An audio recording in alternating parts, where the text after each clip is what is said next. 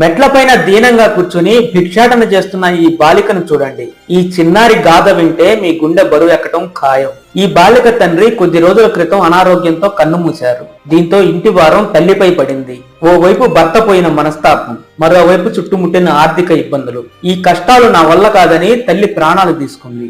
దీంతో 11 ఏళ్ల వయసులోనే ఈ బాలిక ఎవరూ లేని అనాథగా మిగిలింది. కనీసం తల్లి అంత్యక్రియలకు కూడా డబ్బులు లేని దుస్థితి.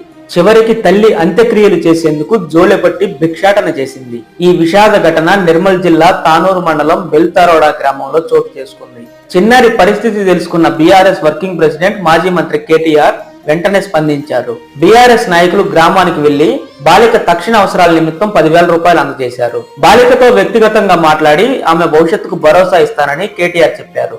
అతి చిన్న వయసులో కష్టాల సుడిగుండంలో చిక్కుకున్న ఈ బాలిక దీనగాథ ఉన్నతాధికారులకు తెలిసేలా ఈ వీడియోను లైక్ చేసి షేర్ చేయండి.